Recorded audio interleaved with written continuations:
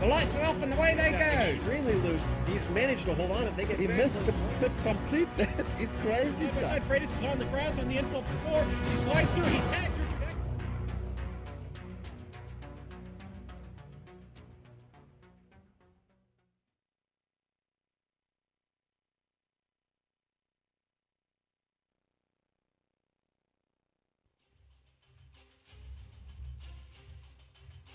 Welcome to the Gathering of Tweakers race here at Charlotte Motor Speedway. My name is Rudy Cummings. I'll be commentating here tonight, and with me in the booth, my co-commentator, Richard Losper. How you doing tonight, Richard? I'm doing just fine, Rudy, and I'm really excited about this race. And also co-commentating with me is Sean Ambrose. Hey, Sean, how you doing? Wonderful, Rudy. Doing wonderful. Great. Happy to be here at the great Charlotte Motor Speedway. Okay. And also joining us in the booth here tonight, our co-commentator, and will be helping us with a little spotting, Kevin Brown. Hey, Kevin. Hey, Rudy. Make sure everybody to start commenting and asking your questions, and I'll be answering them on our streams. Okay. Thank you, Kevin. And our director here, Giancarlo Lenzi, be running all of the cameras for us here throughout the broadcast. And welcome here, Giancarlo. Thank you. Okay, we would like to make a special announcement for this race. Throughout the whole broadcast, we'll be announcing this here. This race is being sponsored in part by Thies Heckmans, and we would like to thank him very much for being a sponsor on that. To tell us a little bit about the track info here, this will be a 1.5 mile length. There is only 4 corners, of course, because it is a quad oval. Quad oval meaning the front stretch is not really a tri-oval. It's got 2 separate corners in the front. They'll be running 134 laps here, or 200 miles. They will be having double file restarts in the back, and lucky dogs do apply. So, Richard, do you have anything to tell us about your experiences on this track? Yeah, well, Rudy, I love Charlotte. Of all the oval tracks, Charlotte and Texas are the two that I like the most, to be honest. The trucks here at Charlotte are very special to me. I believe that we are going to see a great race here tonight. We've got some very, very fast drivers. Just looking at the qualifying times, as we do see them starting to grid up now. We've got in first place a very fast time of 29.4 seconds flat. That is really, really fast. We've got double file restart, which is going to be interesting. This lucky dog idea is great. It means that if you're not on the lead lap when a caution comes out, you do get to get a wave around and get on the lead lap once again. So it's really going to be very interesting to see how these guys take off. I don't know a lot of these guys, but I'm pretty sure we're going to find out a lot about them very soon. Okay, thank you, Richard.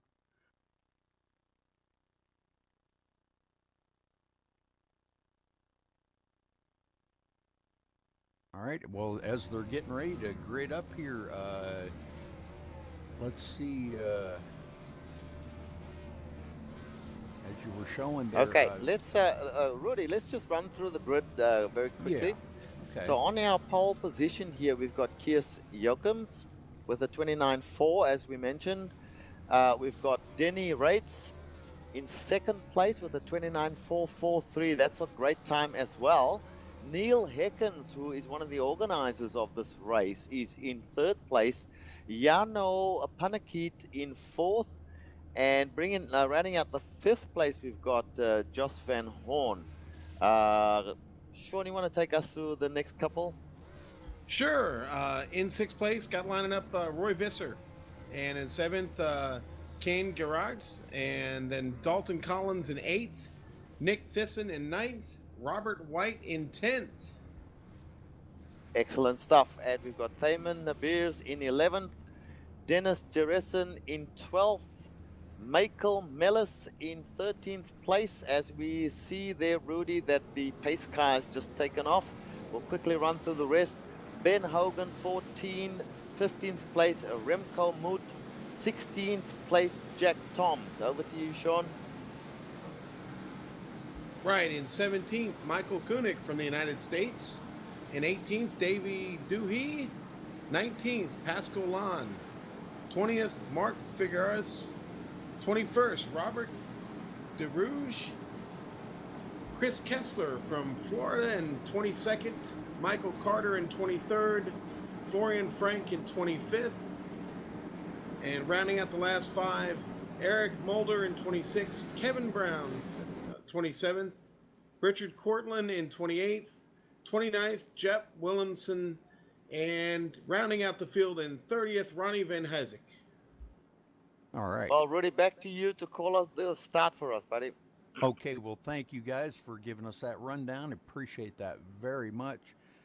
Keith's bringing them around here. The pace car is going to be ducking off in just a minute. I'm expecting a very good restart. I don't think we're going to see any crashes on the first lap. I have a feeling these guys are going to be able to hang here, double file coming around. So the pace car does duck off. And we are green flag racing here, folks, today at Charlotte Motor Speedway. 134 laps. A long ways to go in these Chevy Silverados. And we see Keith leading these guys off, Rudy, with a very quick start. And he is now followed by the second place guy, who is Neil Hecken. So these two have jumped straight into first and second. Denny Ratz, who did start in second place, is now in third place. Early days, Roy Visser in fourth place. And rounding out the top five, we have two guys running side by side. We have Jano Panakit and Dalton Collins. So that's what's happening. And at the moment, we have a challenge on the number 27 car from Joe Van Horn. So all nice and clean, as you said, Rudy. Yeah, we're starting to see the trucks kind of smooth out a little bit here. Everybody's starting to go single file, which is expected here. This track a little bit narrow, not really that capable of passing. Oh, we got a wreck in turn one, guys. Wreck in turn one. 5 cars collected. Oh yes. Dear, oh dear. And looks like Robert DeRoy, he's certainly got damage to his car. He's smoking at this point in time there, Rudy. Yeah, it looked like they got side by side coming through that second part of the quad oval. Uh, Very dangerous on that outside, and it looked like the number 62 there tapping the wall and coming back down onto the track. Yeah, Looks like that's always dangerous, hitting the wall and then coming back down. You're very likely to take out quite a few trucks that way. I noticed that now they'll be under caution that Chris Kessler straight away has moved up from somewhere in the 30th place down into 22nd. So already the field will now be reduced in number while some of these guys take some repairs. Yes, sir. Yeah, they're a lot of these guys. I don't know how much damage they've got, whether they can get it fixed up or not. But they're on pit road now, trying to fix things up. And Sean, you have anything on pit road that you can see? yeah, Florian Frank took really, really heavy damage, took the toe, and it looks like it looks like he's done for the day. Oh, that's terrible. Yeah, it looks to me like there's a couple of guys who have exited their cars already, guys. Florian Frank out of his car. Maybe he's towing or out. Jupe Willenson has taken a tow. Robert DeRoy, who we saw with the damaged car, is exited at this point, and Richard Cortland as well. We've got Michael Carter and a bunch of other guys in the pits at this point, Rudy. Well, yes, they've Michael Carter now I'm showing back out on the track in the 23rd place. So he, Yeah. whatever damage he did have, whether it was just a toe knocked out or something, may have gotten it fixed and is back out on the track, Richard. Yep, and a bunch of guys have completed pit stops and gone out of back out on track. Nobody in the pits at this point in time, as they will get ready for the restart. Now, did we see if anybody got a lucky dog there, or was it too early for lucky dogs? They were all on the main lap, weren't they? Yeah, there shouldn't have been any lucky dogs. The guys that did wreck and were out of the race obviously had taken their cars behind the wall, and at this time, I guess there's no lucky dog. Yeah. All right, so it looks to me now like Kiers Jochems is still leading. Neil Heckens coming up behind him, falling in line behind the pace car. Bearing in mind this is a double file restart, so they'll be going up 2 by 2 on the last pace lap when the lights go out. And at this point in time, the single file still as they go around the track. So let's see how the restart goes. Looks like your prediction of hardly any cautions did not come true there, Rudy. Yeah, this track does, it provides some very exciting racing, very fast. For a truck on 1.5 miles, this is very fast. You'll see speeds of over 180 mile an hour on that front stretch. So, like I said, passing on this track pretty much has to be done on the straightaways. Even though the straightaways look wide, they can be a little deceiving when you're in your truck. Absolutely. You know, there's an ideal line around this track if you can manage to do it, and that is you know, going high before the corners and then coming down towards the apron. That gives you a very, very good exit on the corners. However, lots of times you don't get that opportunity, particularly when there are lots of trucks on the track with you. Somebody will try and take the low line away from you and keep you up wide, which means that if you're carrying too much speed there, you may just be touching the wall. Also, Rudy, you will know that this front section on the tri-oval part, we'll call it the tri-oval, can be quite dangerous when 2 or 3 cars try to negotiate that section, don't you think? Oh, absolutely. And especially if the guy on the inside catches that strip of grass with his left rear wheel, oh man, that can send you up the track and cause a lot of havoc. But the lights are off on the pace car now, Richard, and we're getting ready to go back to green flag racing this time by. That's excellent. We hopefully we'll get a lot more laps in. Still early days. I mean, there's really no need for guys to rush. Take your time and try and work your way towards the front. There's plenty of times. 134 laps is a lot of miles on a 1.5 mile track, Rudy. Oh, absolutely, yeah. These guys, I think the best thing for them to do is to try to get it down to single file, run some of the laps down, and make your passes, individually. Don't try to push it too hard and try to do a lot of passing in the pack. Yeah, well, we shall see how the restart goes. The pace car will be ducking in to the pit area very, very soon. So back to you, Rudy. Okay, and it does duck on pit road.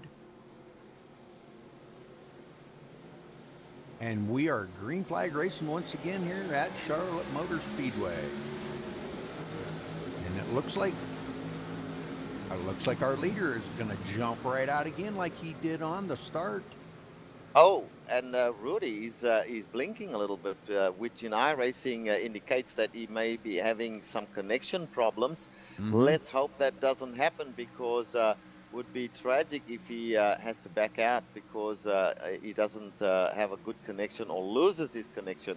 However, they are going too wide. I'm looking at the number 42 car and the number 19, a big orange car and a yellow and green car going side by side through the tri-oval. Coming into turn 1, we've got the 42 on the inside. Does he make that pass stick? It looks like he's going to get away with that one, Sean. Yes, he is, and there he goes. Everybody's still pretty clean. Nobody's out of shape yet. He's not got it done yet. He hasn't got it done yet. The 19 is hanging in on the high side there, Rudy. Yeah, the high side is not very good coming out of turn 4, but he does manage to hang on to it and stays back out in the lead ahead of that backpack there. The 42 and the 95 going side by side, and it looks like the 42 has completed the pass on the 95 now. And back here in the pack a little bit further, the 27 of Jarno is coming up on the inside of the 95, and he's looking to pass him. Yeah, So- that's what I was saying earlier. When you stuck out, and we have a wreck there, Rudy, a car bouncing up and down. He is taking some really bad damage. His race has got to be done. Who was that, Sean? I'm trying to see now. I'm scrolling through the field here. That was Looks our like, leader. well, I see Davey Doohey's off the track. Yeah, guys, that was Wow. Casey Oakham who was rolling there on the front straight. Yeah, that was our leader. I was going Good to go grief, back and it was Kiers Jochum. So looks like his day is done. He's taken the tow, so he'll be trying to get there. Remember, there are no fast repairs, so if he's got bad damage, his day's done. And it was that treacherous coming out of turn 4, Richard, that did him in right there. Got a little bit loose coming out of 4, tried to save it, took it to the inside, and when he cut the wheel to the right, it took him right into the wall. So very unfortunate for our leader. Yeah, he was really fast as well. So that is a pity, because that takes out one of the fast guys. But of course, what that does do is give the second place guy, Neil Heckens, was one of the organizers of this race, Rudy. It gives him the opportunity to lead a few laps. Oh, I'll bet you he's excited. He was pretty good in practice as we were watching him, and I think he's just tickled to death now to be up front there. And it's good to see him up front, for organizing this here, to have up there and leading some laps. It's got to be a thrill for him. What do you think, Sean? Oh yeah, sure. I mean, that's a little bit of pride involved with that for sure. I mean, you put an event together, you put a lot of hard work into it, and it's bragging rights, right, guys? Absolutely. Well, we've got in the second place there, we've got Roy Fisser. Now, Roy was also did very well in qualifying. He was up in 6th in the qualifying, so he's now sitting in 2nd place, so he's advanced. Denny Roots, that was the orange number 42 car. He did have a little bobble when he was pushing for that position there, Rudy, and he's now sitting in 3rd place, and Jarno Panakit in 4th, and so on. So the restart will, when they get going once again, we will see if these guys can hang on to those positions or if they'll come under attack, as I'm sure they will from some of the other guys. I would like to mention here that Michael Koenig, in that absolutely beautiful livery that he's got on his truck, Rudy, he's moved right up to 11th place. Oh, yes. Like I said, he is one of the guys that you're going to want to watch out for come the end of the race. He'll try to keep that truck as clean as possible. And you're absolutely correct on that, Richard. That is a beautiful paint job. I love that paint job. You know, Yeah, I don't know. Oh, I'm sorry, Richard. I don't know if you guys paid attention on the last caution flag, but Michael was one of those guys who took a pit stop there and went in and got fresh tires and fueled up. So his strategy is now a little bit different than a lot of these guys up front. So watch out for him. Yeah, he'll be. Okay, Rudy, He'll be so, off pit. you Yeah. know, tell us a little bit about, explain to the viewers what you can do during a caution with pit stops and how you can gain some advantages out of that. Well, there's several different pit strategies that we've seen. A lot of guys try the 2-tire pit change, and 2 tires on a track like this can free the truck up a little bit. I've noticed that these trucks are a little bit tight sometimes on exit, and I believe that's what we've seen with our previous leader there. Kiers Jokums. Yeah, he was a little loose on exit, and maybe he had it just freed up just a little bit, but now they were out there on tires that they had already turned like 10 laps on. 10 laps might be the fall off of the initial new tire, and you might have to get about 20 or 25 laps on them before they start coming back in. So yeah, pit strategies do play a lot in here, whether you want 2 tires, 4 tires, and a lot of people try different things. Yeah, also the other thing that comes into play here is the fact that you're obviously going to need to try and get as many miles as you can out of a tank of fuel. So the cautions do help, but if you do get an opportunity, I think you'll find guys ducking in to top up.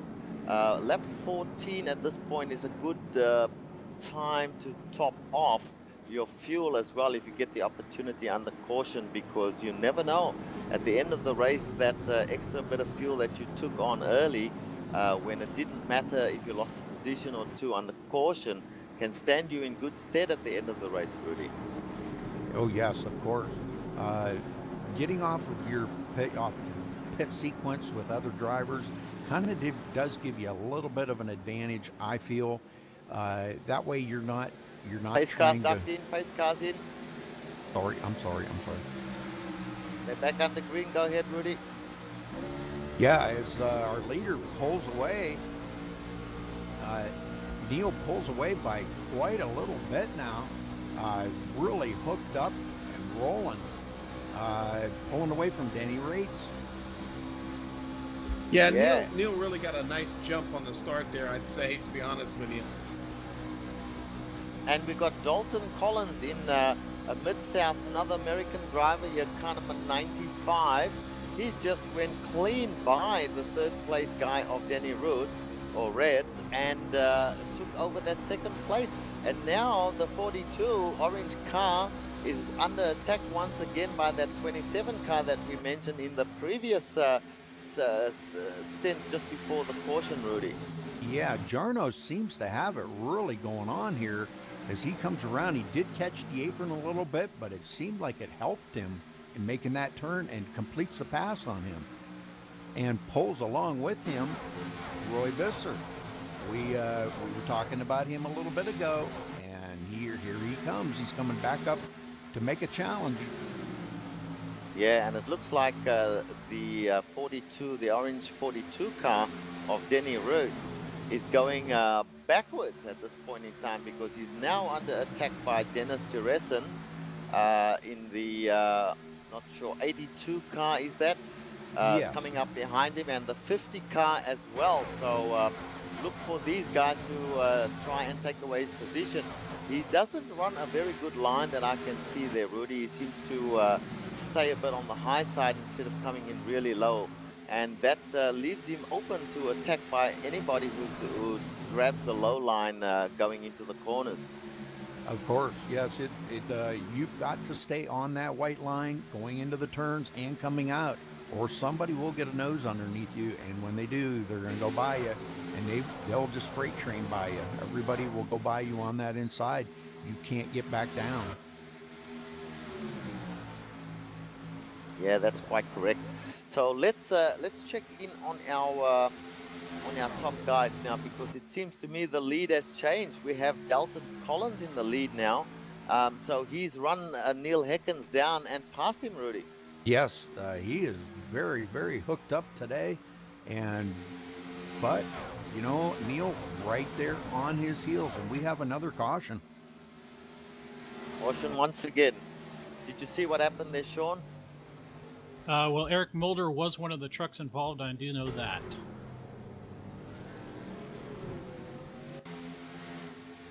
Eric Mulder. Sounds familiar, Mulder. X-Files? That would be correct. Yes.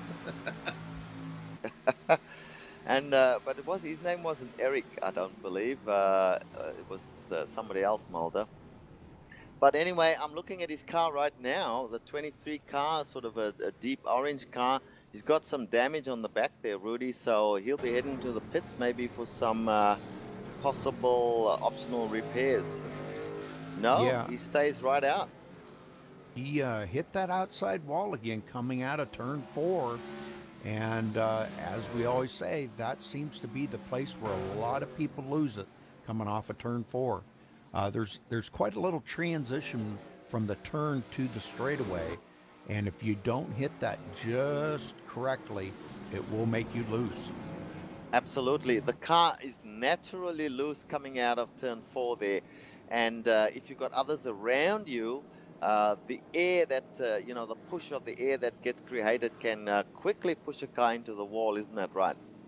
Yes, as we're seeing a lot of the drivers coming down on pit road now, but we've got a few of our leaders that are staying out. Roy Visser's staying out, Neil staying out, and Dalton Collins, our leader, they're all staying out.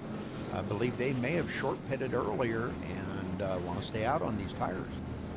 Absolutely. I think that's exactly right, Rudy. All these guys that are in the pits right now, and I'm just watching them, I'll see if they're taking, yes, looks like most of them are taking 4 tires, Rudy, which is probably a good thing to do this early in the race.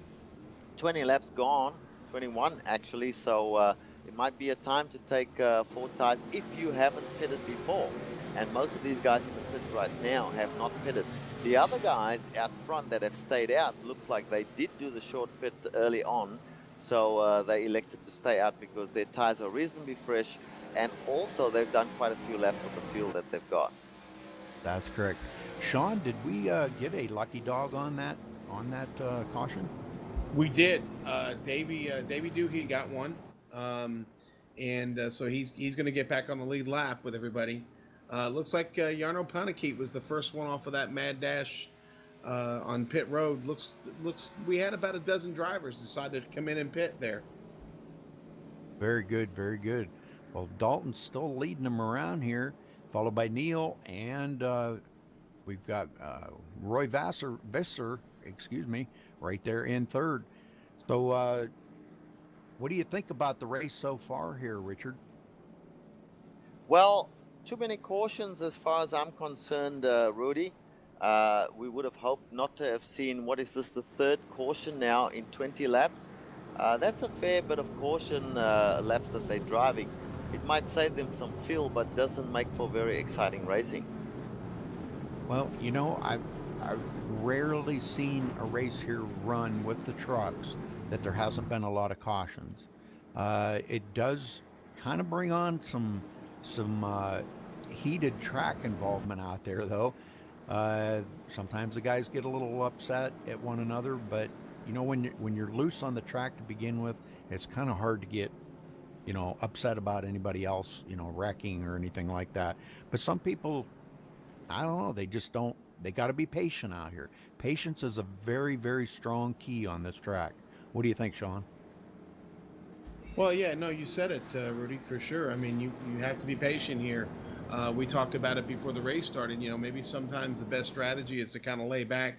I've seen several drivers already in chat here say how that they were just going to kind of bide their time for like maybe the first 100 laps, lay back, kind of let the race come to them, and be ready to go for that last 40 to 30 laps. I think that's a very, very strong key here is just kind of racing the track, not each other, get the laps run down. Because here we are only on lap 23 out of 134 and already had 3 cautions. So impatience is showing out here. And hopefully these guys get that in check and start getting some green flag laps in here. I would really like to see some green flag pit stops. That is exciting racing. I think that brings it all to the driver. What do you think, Absolutely Richard? agree with that. And you know, at the moment, let me just run through the field here for you. So Dalton Collins from the Mid-South, car number 95, a lovely looking car as well, is now leading this race. Neil Heckens, the organizer of the race, he is in second place. So very, very good run from him. Roy Fisser up near the top in third place, as he's been all day. Denny Rates also in fourth place at this point in time, holding station. He's been around the third, fourth place for most of the race. And then we have the others. But notably, Rudy, Chris Kessler is now up into sixth place.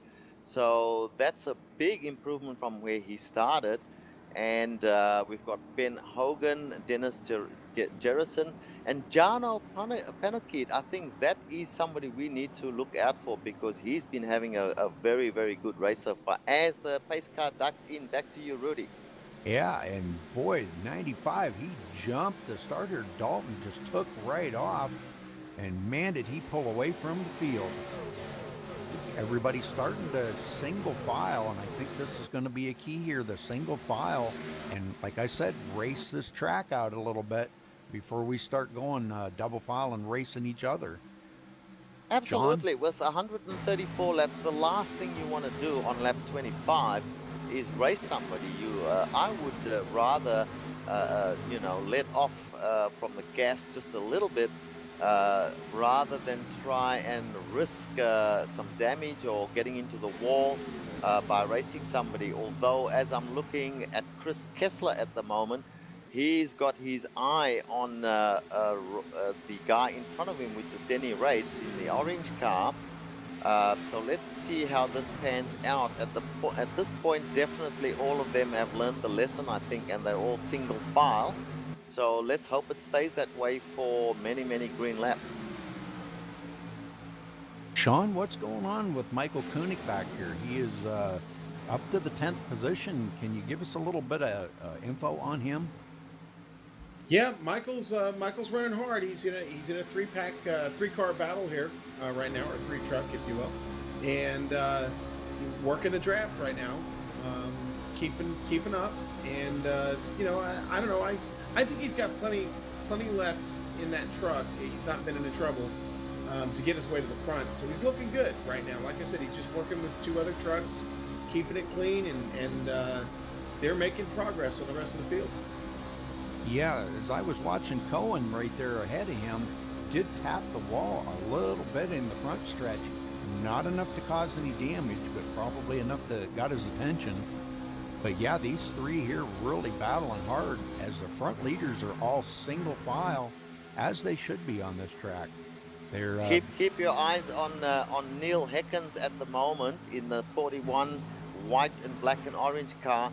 He is starting to mount a challenge on Dalton Collins and doing a great job at the moment, still single file behind him, but he does have a little bit of a peak every so now and again.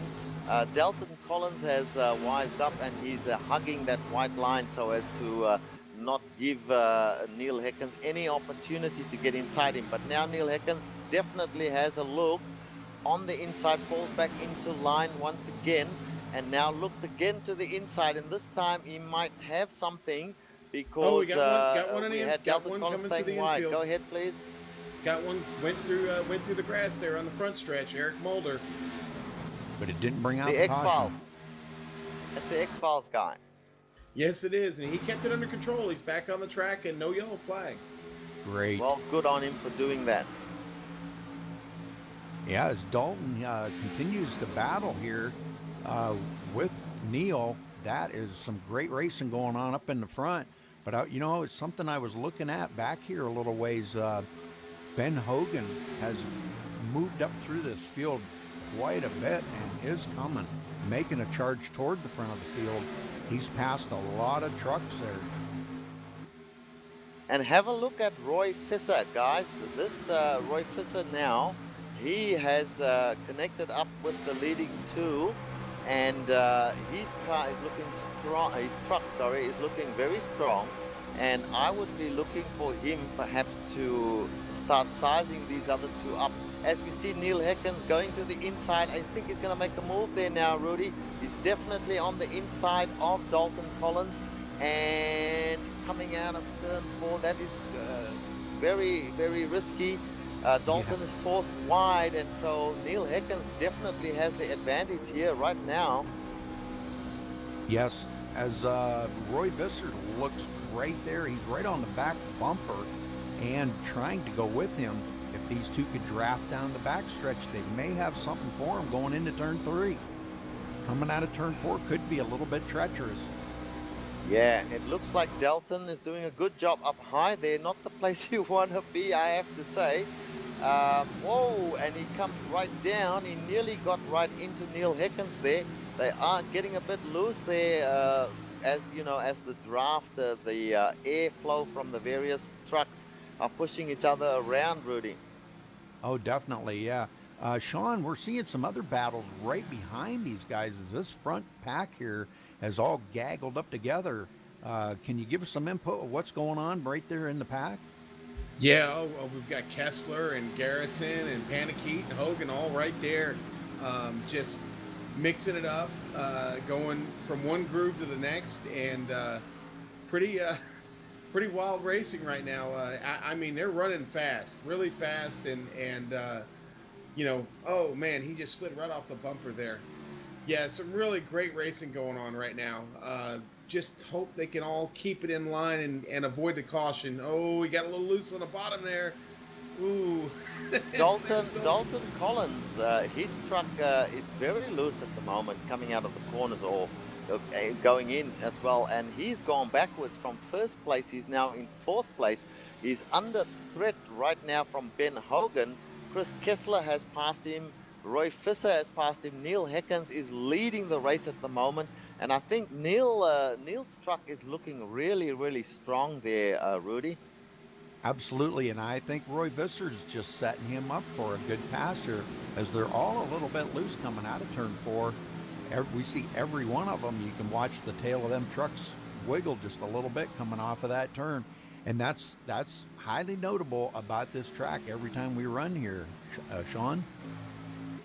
Yeah, it is. You're right, and you know, again, these top 8 trucks right here are just running so hard right now. I'm wondering if maybe a few of them have maybe started to burn up those tires just a little bit. And that's why we're seeing someone like Dalton, who's now making a move on Kessler, maybe get a little loose. But you know, that's one thing with these tires here; they come and go depending on how hard you drive it. So you've got to watch that throughout the race. Yes, sir. Yeah, let's just talk about tires for a little bit. The tires on these trucks, they're very, very fast for the first few laps. And then they tend to go right off, don't they, Rudy? And then after a little while, you have to kind of just try and cool them off a bit. And then they seem to come back, and sort of a few laps later, you're strong again on the same tires. And then they go off completely, and you've got to change them because then they're hopeless. Isn't that right, Rudy? Yes, absolutely. Yes, we're seeing Dalton Collins did get by Chris Kessler to move back into that 3rd position.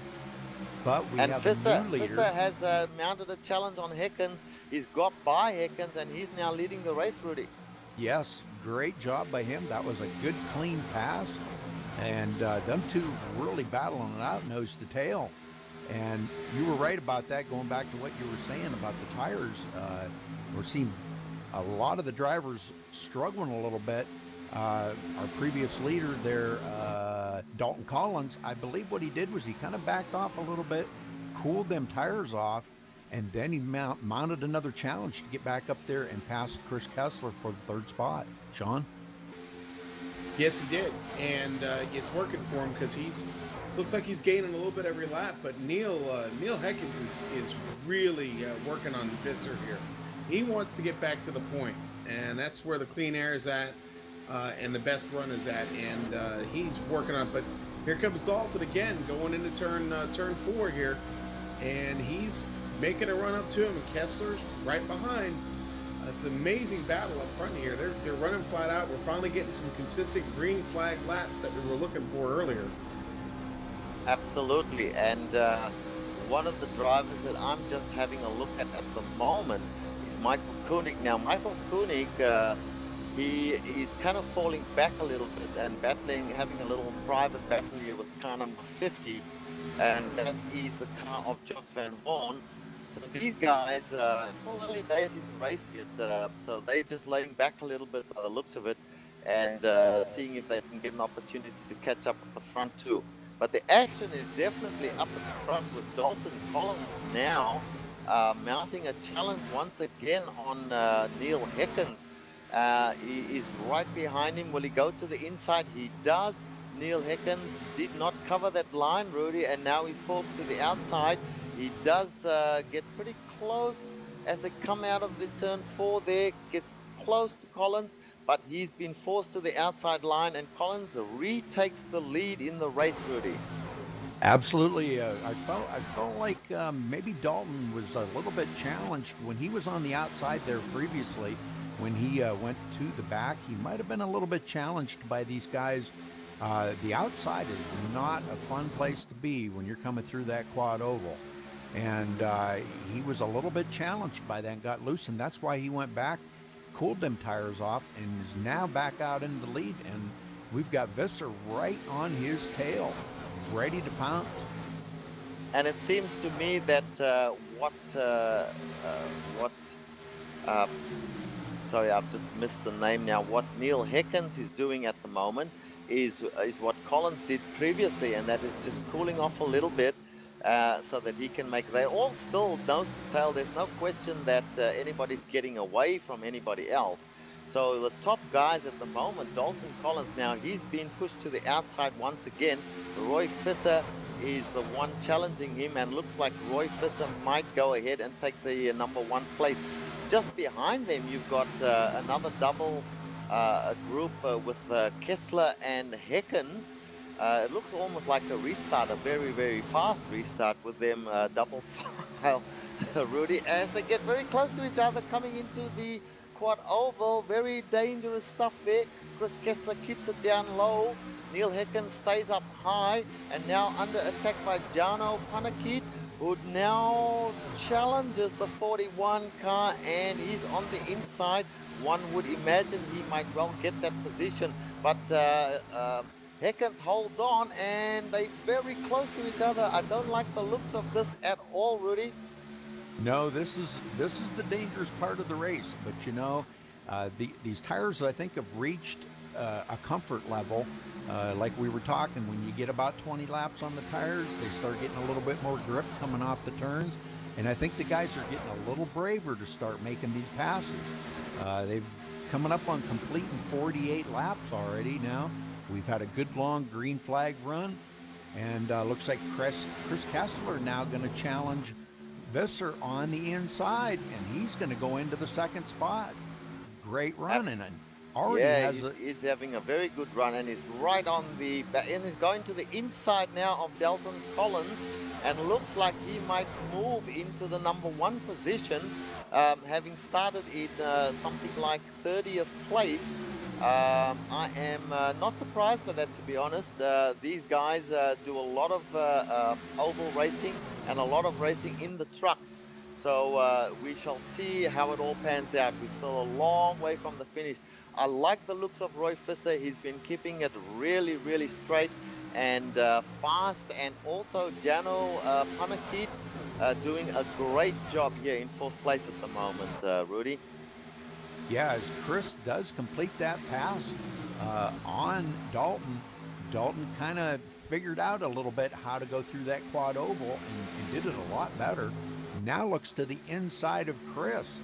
Chris went up a little bit. Oh, and he tapped Chris and sent and Chris into the did he wall. get a tap there, or did he just lose it? No, I believe it looks to me like he may have gotten a tap. There may have been a little bit of net coating involved in that too. Yeah, that was very unfortunate. Didn't seem to me like there was a touch. It just, but then again, it looked like, in fact, without them actually touching, that he got a bump, and that's what you were talking about, this net code, where the iRacing can't quite work out whether the cars are next to each other and touching, or on screen it looks like they're not. But in fact, as far as iRacing is concerned, they have actually made contact. And that's unfortunate because Chris Kessler was having a great run up to that point, Rudy. Yeah, Sean, Chris Kessler coming down on pit road. What do you think's going to happen to him here as he comes on pit road? Rudy, he's going to need repair. I mean, he's hurt. So he's going to need to come in and get as much repair as he can. Maybe he'll go for a short repair, try and settle the lead lap, but I don't think he's going to be able to at this point due to the fact that he was pretty slow after he made that contact there. Yeah, and now Dalton back out in the lead, followed by Roy Visser. And these front four here really battling it out. Jarno's up in the hunt now. He's in the third spot. And Dennis Garrison in fourth. Those two have been battling for pretty much most of the race here and staying up where, you know, they're within the reach of the win. They got a long ways to go. We're coming up on the halfway mark here soon. Richard? Yeah, I really do like the looks of the top three. They've been running very, very clean, but now they are being joined by Dennis Garrison, and he is side by side going into turn 4 with the Jarno Panakit, and that's just, I always get nervous when I see these guys running that close to each other, coming through that quad oval, because it's really dangerous there. Jarno now squeezing him a little bit, pushing him up really high, and trying to duck at the same time under Roy Visser. So these guys are not pulling any punches anymore, Rudy. They're going for it at the moment. Yeah, it may be a little early, but everybody wants to stay up within reach of the top spot, of course. But now Jarno looks to the inside of Roy Visser to take over that second spot. As they come down the backstretch side by side, great battle going on up in the front here. These top five kind of distancing themselves from the rest of the field just to battle it out. What do you think, Sean? Yeah, it's a great battle up front. You know, I'm watching a couple of other battles here. We got a good one going on here between Thyman Neighbors and Joshua Frank. They're side by side, and Thyman on the inside trying to make a move on him here for position going into one, and looks like he's got it. But really some close racing going on back here in the field between 11th and 12th and 9th and 10th there. Ben Hogan having a good run, and here we go. Joshua Frank coming back under Thyman, kind of just pulling the switch. Oh, and a little bit of contact, but they make it through clean and back across the start-finish line. All right. Yeah, well, great battle just back here. I'm looking at Joshua Frank. He's got some damage on the rear of his truck there. It doesn't seem to be slowing him down, but his aerodynamics won't be the best at this point in time. Great battle here with the 299 car of Thyman Beers and also Joshua Frank. Going back behind these guys, you've got Josh Van Horn, who was up a lot further than that previously, but he's fallen back. As we see a couple of guys going down pit road there, Rudy, under green, so that's a little bit strange. Let's see what's happening in the pits there. Back to you. Yeah, we've got our leader, Dalton Collins, and Roy Visser coming down on pit road, joined by a few others here. This is a green flag pit stop, so let's see what their pit strategy is going to be here, Sean. Yeah, going in trying to take a look at it. I see Kessler's coming in also. No, I'm sorry, Kessler's finally heading out. Kessler's heading out. A long repair for him after that scrape at the wall and contact earlier. Okay, well, the leaders, the previous leaders, I should say, have pitted, and it looks like Visser's going to come out ahead of Collins on that pit stop. They did 4-tire change, topped off their tanks of fuel, and they're away. But getting back up to, we have a new leader, Dennis Garrison, followed by Jarno. Jarno right there looking to head on the inside of him. And these guys have not pitted yet. Richard? Interesting, very interesting. As they get extremely close to each other right now, Jarno has this habit of pushing the car that is next to him quite high, and that gives him as a good angle going into the turn. But I have to say that Dennis Garrison is equal to the task, and working from up high there has managed to keep Jarno at bay. So these two are having a great battle up here near the front. Going a little way back, we have Kun Geratz in third place, a fraction behind them, so he's doing a great job. And Michael Koenig a little way back, running in clean air and by himself. Then going into currently into fifth place, the 299 car of Thaman Beers. He's now moved up thanks to the pit stops of the other guys. He's moved up into fifth place. So all happening at the moment. And as we go to the older leaders, the guys who were leading before, Roy Visser and Dalton Collins, let's check in with them and see how they're going, Rudy. Yeah, Roy Visser running in the 14th spot at the moment because they pitted, obviously. And I'm looking back here, Dalton in the 16th spot now. So definitely lost a lot on that pit stop. I didn't see him slide through his pit or anything, but he had a much longer pit stop than Visser did, and they come out 14th and 16th, and they're back out on the track. You know, guys, if a caution were to come out right here, there'd be some of our former leaders in a lot of trouble, a lap down. Yes, sir. Well, You're that's right, absolutely because they put it under green, obviously, and if a caution comes out now, they lose all advantage that they might have gained from pitting early. However, if it does stay green for another 10 or 15 laps, what that means is all the other guys who stayed out, hey, they have to pit, and that brings these guys back up to the front again. So I want to have a look at some of the names that we haven't mentioned at all during the broadcast and see if we can see what they're doing. So let's go to 9th place, Mark Fagiris. We haven't spoken about him. Looking at his truck, yellow, a little bit of damage on the rear there. So, but he's traveling around quite by himself at the moment, not under attack or under threat from anyone. Although behind him is Roy Visser. So Roy, one would imagine, will be catching up with him because he's one of the really fast guys. Also, Neil Heckens. Oh, dear. Just as I went to Neil, he's involved in an accident with another car, and that car is Roy Visser. So that is tragic for these two guys. These were front runners at one stage, Rudy. Yeah, that's very unfortunate for him because it looks like maybe he come up on the number 50 there. Let's see, the number 50 of Josh Van Horn. Yeah, those two getting tangled up together. Looks like Jost might have lost it. Maybe trying to get a little bit too close and get some side draft, but definitely way too close enough to bring out a caution here. That brings that takes Roy Visser up into the wall. I don't think he got any damage, but he did brush the wall. He did get damage. Roy, I'm looking at Roy Visser's car. He's got damage on the left rear, so he'll be heading into pit lane. No, he stays out because bearing in mind he had just pitted previously, so he thinks his car is in good enough shape for him to stay out there. In front of him is Neil Heckens, who was also involved in that melee, but he doesn't seem to have much damage at all. If he has got damage, it must all be on the front. So these guys now move up into 1 and 2 respectively, as we'll see when they come by the line once again.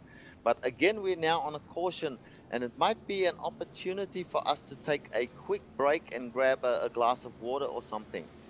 So over to you, Director.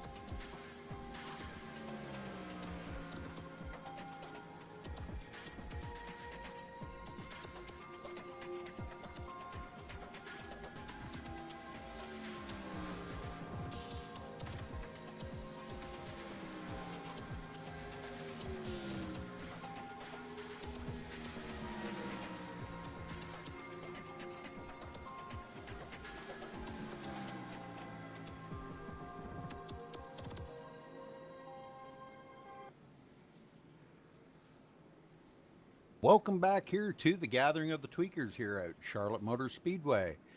We've had a few cautions here, but a long green flag run. Dennis Garrison out in the lead now, followed by Yarno and Cohen. Michael Koenig in fourth, Joshua Frank in fifth. So getting ready to go back to green flag racing as the pace car ducks off. Dennis leading them down. Does get the green flag, and here we go, back to racing as he pulls out by a little bit. Yarno trying to hang on. Yarno was very strong there before the caution. These guys battling so hard up in the front here, putting on one great show for our viewers, as now Michael Koenig on the outside of Cohen. Michael, one of our strong racers here, Richard. Absolutely, getting a little bit close and trying to get onto the inside there of Thaman Nabirs, who's running a great race. Started from a little way back and now up into third place and running pretty strongly. Michael Koenig doing a great job there. Behind them, we've got Joshua Frank with a damaged car on the rear, but still doing a great job. And going behind them, we've got this Thaman Neighbors, as we spoke about, Nabirs. Michael Carter. We have another Behind them, caution. we have another caution by the looks of it. I'm getting information of another caution, Rudy. Yes, looks like Joost Van Horn getting, looks like he just got loose coming out of turn number 2.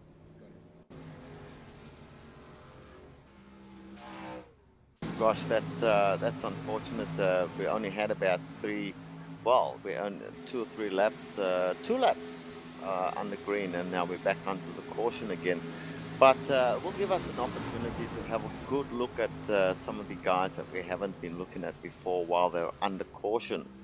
So once we've got the replay done, which our good director has been playing for us, once the replay is done, we'll take a good look at the standings now, Rudy, and then see where we're at with some of these guys who were not being featured as being anywhere near the front at the beginning of the race, and now find themselves in really good positions. Yeah, I was just kind of looking at this replay, and it looked like the 95 here of Dalton Collins, that was some major net code. He just, like, all of a sudden his truck was to the left and then to the right, and I don't know what happened there. He was trying. I'll tell you what I think is happening here. Most of the races that we look at are done in on the American servers in iRacing. It looks to me, just looking at some of the connection times, it looks like this race is actually being run on an Australian server. So most of the European and especially the American drivers are a long way from Australia, and the net code is going to affect them more than anyone else. Now that is just a technical thing with iRacing for those viewers who don't know how it works, but certainly the American guys or even some of the European guys are such a long way from Australia that it takes time for the information to go from the server to Australia and back to where these people are at. And that is what's bringing some of these netcode issues to the front, Rudy. Absolutely. Jarno back out in the lead now. Yeah, and the net coding, like you were saying, is the difference between, the people we're playing people here on the same track from all over the world right now. And for those to be on that split-second timing, it's virtually impossible. There's glitches no matter where you're at through the internet. And it's very unfortunate that, these guys get caught up in things like that. But that's the way it is when you run, with other people from around the world. It's to be expected. Absolutely correct. Now, Neil, Rudy, I believe you were going to make an announcement about the sponsorship. Yes. Yeah, I would really like to thank our sponsor in part here. Hayes Heckens is one of our sponsors here, and I'd like to make a thank you out to him for sponsoring this race. And, I believe Hayes Heckens, I believe that's Neil's father. I think I remember Neil's mentioning in pre-race that's his dad, who's kind of helped his blossoming race career. Oh, okay. Well, that's cool. I did not know that. And where is Neil running at right now? Neil back in 14th? Back in 14th. Oh, he's in the pits. Okay, yeah. It looks like he's got quite a little bit of damage on that truck. Yeah, he does. Well, it looks like I may have been incorrect in my assessment of the server. I'm getting information that they believe the server is the server in Holland, which is where most of these guys are at.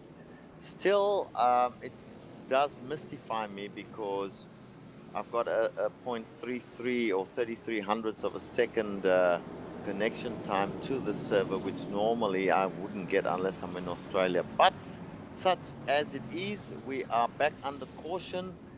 It seems to me that the lights are out, Rudy, so we'll be getting a start very, very soon. Hey guys, just a development here, real quick. It looks like Dalton Collins has taken himself out of the race. Oh, Well- that is pretty bad, or pretty sad, I should say, because he's been a strong front runner for most of the race. Yeah, and I believe that was probably due to connection issues. I seen he was typing there that he was trying to fix it, but obviously he couldn't fix it. So yeah, very unfortunate for him.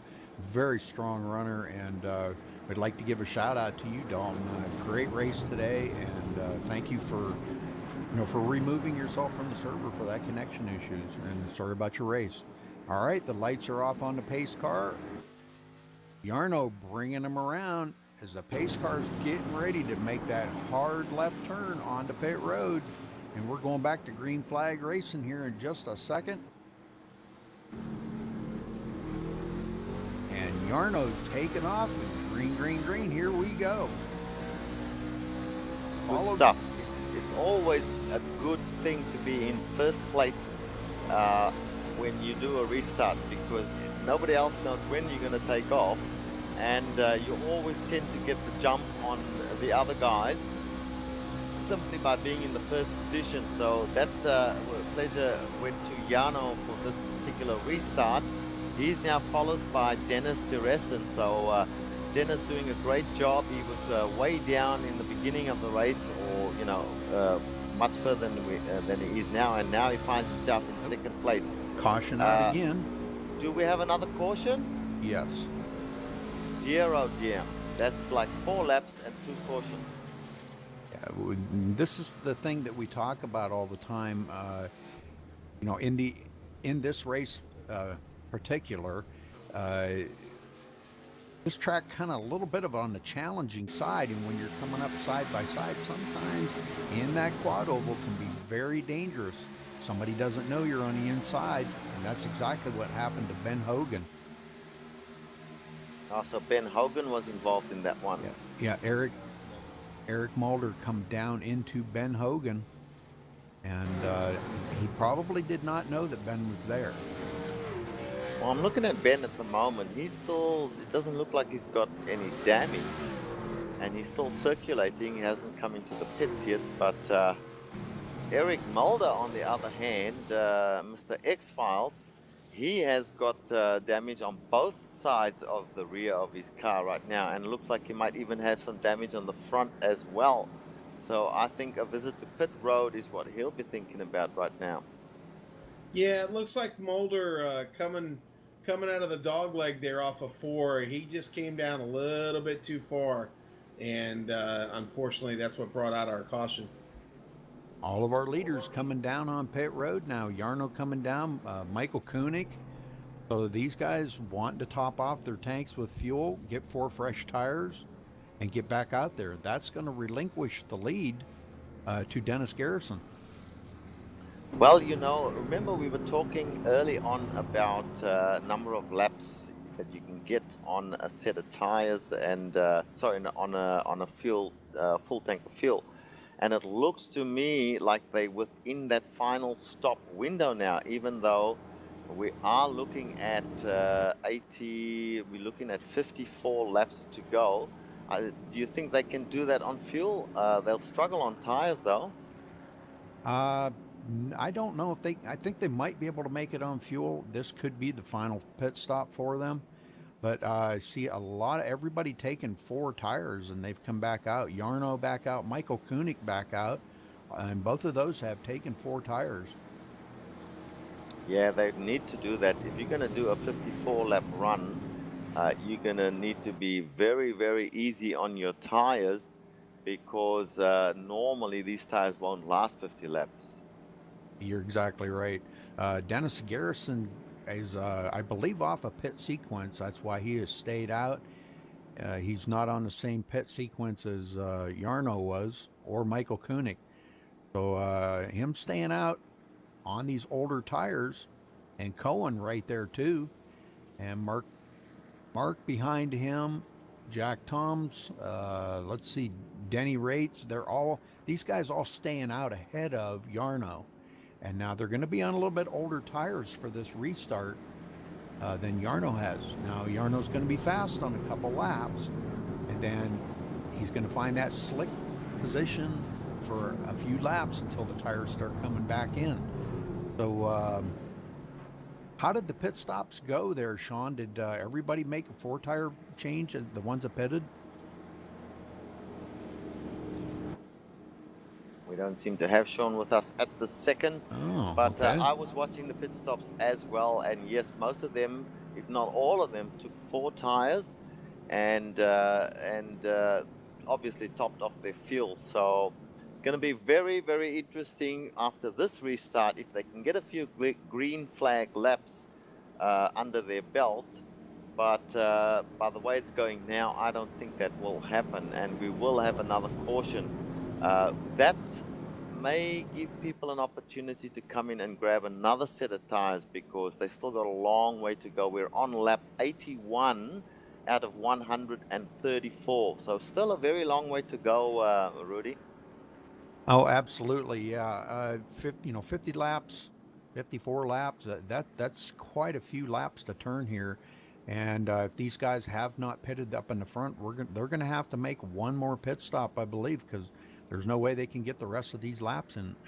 Cautions kind of play into that a little bit. You can cruise around here, in high gear and try to save a little bit of fuel. But lights are off on the pace car as they're all doubling back up and getting ready to line up to go back to green flag racing here. Richard? Yeah, the crowd has been thinned out a little bit. A whole bunch of cars out of the race as we speak at this point in time. I'm looking at 1, 2, 3, 4, at least 10 cars out of the race. So the field has thinned down a little bit, but we still got a very, very big bunch of cars in the race, and it's still going to be a dogfight to the end. 52 laps to go, so we'll see how this all pans out. I hope we have a lot of green flag laps there, Rudy. Yeah, they're getting ready to come around here out of turn 4, going into turn 3 now. Coming out of turn 4, the pace car is going to duck off, and we're going to go back to green flag racing here at Charlotte Motor Speedway. And fingers crossed for a bunch of green flag laps. We see the pace car still out there, but momentarily he will duck in as he has done. And back to you, Rudy. All right, and Dennis jumping the start again as the leader. He gets that advantage over the rest of the field and pulls away. I'm sorry, Rudy. He was shot out of a cannon right there. He dropped the hammer and was gone. Absolutely. Cohen now in second, falling back just by about maybe a second. But these two here battling it out really, really strong. Mark trying to get a run on him as they hook up going into turn 3. Coming out of turn 4, staying on that high side. Haven't seen anybody tap that wall yet. But as these guys here out in the front on a little bit older tires.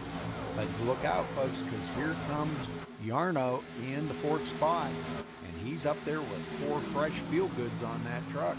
Mark Koenig now ducking to the inside of the 27 truck, looking to save that position and gets a run on some of these other guys. Wow, did he ever power by them as he rolls into the 4th spot now, Richard? Well, guys, I'm looking further back. You remember Roy Fisser? He was involved in a bit of an accident, had to pit and all that. He now is sitting in 9th place. His truck, looks pretty strong at the moment. Behind him, we also have Ben Hogan, who is coming up on Fisser. They're all checking up there for some reason, and Ben Hogan almost got into the back of Fisser again. Commentators curse on these guys. I better get off them straight away. Eric Mulder behind this lot as well. So just in front of Eric Mulder, we've got a nice pack from Ben Hogan to Roy Visser, Denny Reitz, Thyman Neighbors, and Joshua Frank, all in a big pack. And these guys, the front runners, pretty spread out now at this point in time. So the big battle is down back, and we have Visser tapping the wall there. A little bit of damage, but shouldn't slow him down. Unfortunate for him, his truck's not handling that well. So, guys, much better look to the race at this point, as we have many less guys in the field at this point in time. Maybe we'll get some green flag racing. Hey, Richard, we almost had a caution there. Thyman Neighbors, he took quite a ride through the infield there across the start-finish line. He was able to gather it back up and back on the track, but that almost brought out a caution.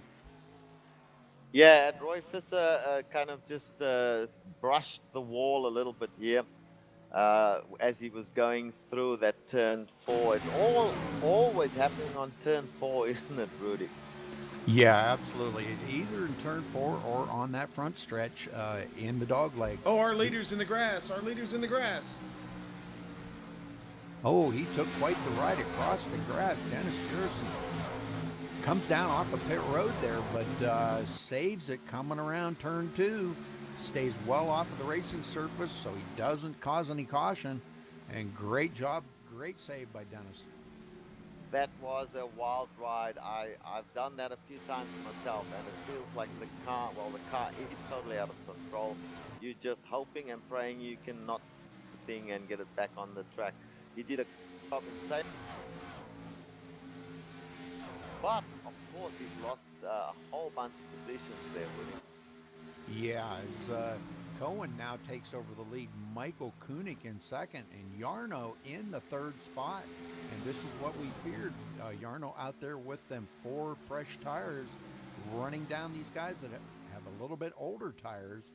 I think he's going to be a voice to be reckoned with before the end of this race as they take lap 91. Absolutely, and Yarno is fast. There's no two ways about it.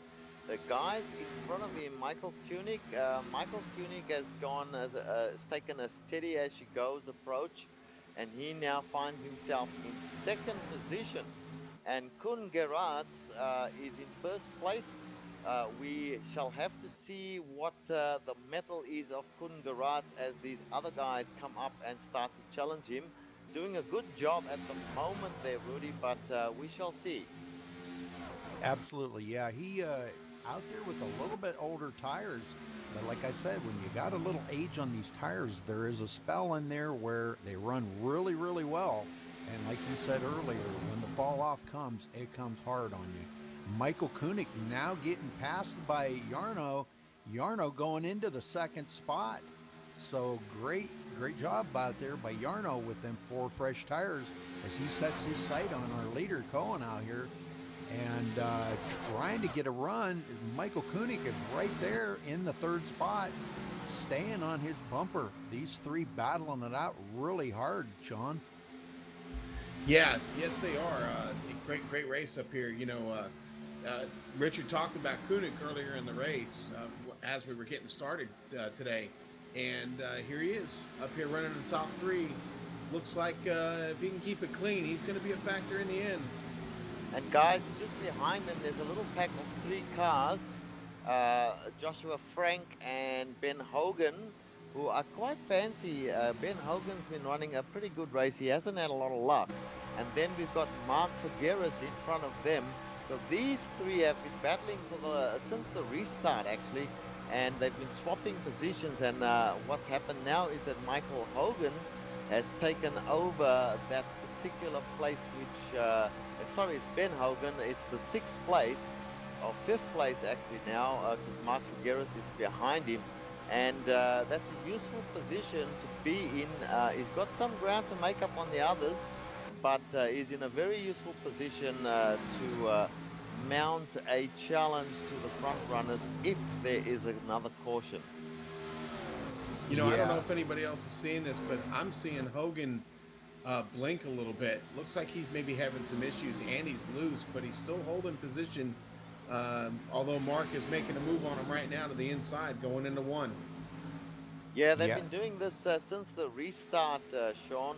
Now you see Denny Wrights joining them as well. So they've been running in this little three-car pack. If they a little bit clever about it, they could help each other try to pull themselves back up to the top. But now we have a fourth car joining in, and that is Joshua Frank, who just zooms past all of them. And looks like he is now after Ben Hogan, who's made a little bit of a getaway. And you're right, Sean, Ben Hogan is in fact blinking quite badly at times. Yeah, and guys, we've got about 37 laps here to finish this race. And I think our leaders out here, some of the leaders, Yarno especially, I believe is probably going to be able to make it on fuel. Michael Koenig still hanging on third, but Yarno right on the back bumper of Cohn, doing a great job out here. Cohen staying out there with those older tires seems to be challenging our Yarno pretty well out there on older tires. Garrison's back up to, I'm sorry, Richard. Garrison's back up to 11th. Just took 10th spot and is making his way back up through the field here. And don't look now, but here comes Neil Heckins too. He's making his way back up through the field. I was about to say that, Sean, that Neil Heckins, his car looks pretty strong now again. He's had some repairs done and got tires and fuel. And he's making his way forward. At the moment, he is behind Mark Figueres, who we were talking about just before. He hasn't made any impression on Mark at this point in time, so I would expect him to put a challenge on as they go through the front section of the course. He does that as I speak. He goes to the inside. There is no challenge or no fight, I should say, from the gentleman behind him, Mark Figueres. So he takes that spot pretty easily, and he will now set his sights on the two guys in front of him, which is Denny Wrights, Joshua Frank, and Ben Hogan. Now those are the three we were talking about earlier, having a little battle of their own. Yeah, as these guys are battling side by side, Denny Wrights really trying to get by Joshua Frank, as those two been battling for quite a few laps now with Ben Hogan. But Ben Hogan has pulled out away from them by a little bit, and he's trying to reel in our leaders, running in the fourth spot, having a good day out here. Got a little bit of nose damage, but I don't think it's anything to affect him. Something that we really haven't talked about too much, Richard, is the draft here. Draft, not a huge thing here, but it does help, like on the back stretch and the front stretch. And as we see, our leaders have kind of spread out a little bit. Michael Koenig now falling back a little bit, but these front two are hooked up nose to tail and pulling each other around the track. Sean? Yes, they are. Jarno Paniket is staying close, but not really making any ground. And Koenig, having lost those front two, doesn't seem to be making any ground either. In fact, he looks like he's falling back and fading just a little bit, and beginning to wonder if maybe his tires are starting to fall off a little bit after racing so hard with these guys after that last caution. Yeah. That's what we're gonna see here is a little bit of tire fall off. Even Yarno out there with fresher tires than Cohen, he could start seeing some fall off too. Because now we're coming to 30 laps to go here in this race. Richard? Yeah, the thing is, when you set up your truck for Charlotte, you can set it up nice and tight, which is what I tend to do. Or you can set it up pretty loose. I believe Michael sets his truck up very loose. And when you have a really loose truck, your tires tend to not last as long as when you have a tighter setup. With a tighter setup, you're not as fast, but your tires will last a lot longer. So I've seen it with Michael in any number of races that he will be fast in the beginning, and as the race wears on, where others with tighter setups can save their tires, Michael will tend to fall off more and more as the race goes on. But let's hope that he gets some more life in the tires and can come back at these two guys. It might just be that he's being cagey and just playing it, cool. And what am I hearing? A caution? Yeah, we've got Jack Toms is off the track and into the wall. Ouch. Yes, he did. He went for a ride out across the grass there. I was looking at it. He looked like that dreaded coming off of turn 4 again, Richard. Yeah, and he's 20 laps down. So, I mean, it just obviously he's been dealing with more problems than that today. Yeah, he takes one heck of a ride down there to mow the grass on the front stretch, and but is on pit road now, trying to get a little bit of that damage fixed up. And I don't know, he might have a little bit too much damage to try to get back out on the track. And it looks like maybe he did take his truck behind pit wall. And as everybody comes off of pit road here, we've got our leaders have come off of pit road. Cohen back out here in the first spot. This is going to change the whole complexion of this race here, Richard, as everybody's going to have fresh tires. Yarno back out in second. Oh, now they're coming down on pit road. Excuse me. I thought they had already pitted, but they're all coming down on pit road now. Now, as a driver, this is exactly what I would have wanted. A flag right about now. Nice yellow flag. Come in, get 4 tires, and get back out there and run hard for 25 laps. Okay, guys. So what we've got is a 30 or so lap sprint race now. So why don't we take a break right now and then come back and call the last 30 laps?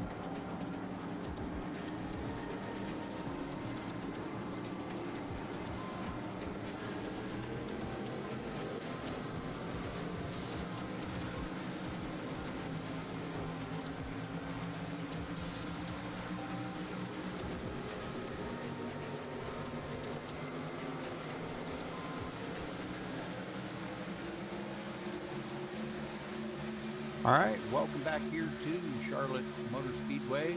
Gathering up the tweakers here as Jarno takes off here and leads this race so far. Has pulled away from the rest of the field by quite a little bit on that restart. Neil Hecken's back here in second. Got a little damage on the front of that nose, but it doesn't seem to be affecting his performance here today.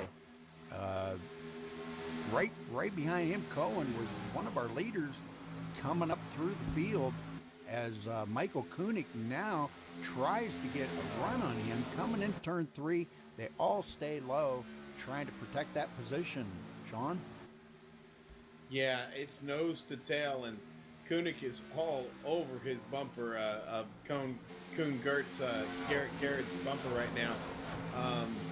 And the race right behind him, there's a pack pretty wild of 5 cars right behind him. They're close and ready to make a run up to the front. This is going to be an interesting finish. Well, guys, there's a whole bunch of them at the moment. This is it. It's now a 24-lap sprint to the finish. Everybody's got fuel and tires, so there's no holding back. This is where you start fighting for position. I've gone way back to 9th place looking at Joshua Frank, and looking forward from out of his car, you can see that everyone is fighting as hard as they can for the position just ahead of them. There are challenges everywhere. They're all nose to tail, so look for some very fierce battling and maybe another caution. Let's hope not. Yeah, as Neil Hecken's back here in the 4th position, trying to hang on to the... Somebody going over the grass, comes back on track, manages to save that reasonably easily. Thank goodness for that, because that could have been nasty. Yeah, that was Dennis Garrison. I can't believe he held on to that. What an incredible job of holding on to that truck. Yeah, he's being challenged now on the inside by Joshua Frank. That probably got a little bit of heat, too much heat in them tires, I'm afraid. And it may be hard for him to hang on to that truck now as Dennis comes around. Seems like he's staying ahead of Joshua okay. So maybe that trip across the grass might have cooled the tires off a little bit, Richard.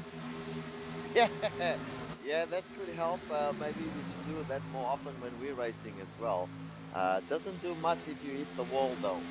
But yeah, these guys are really all in battle at the moment. They are pretty much single file as we speak. So we'll go forward from Joshua, and I'm looking at Dennis Garrison. There is a battle going on between himself and Ben Hogan. They are side by side.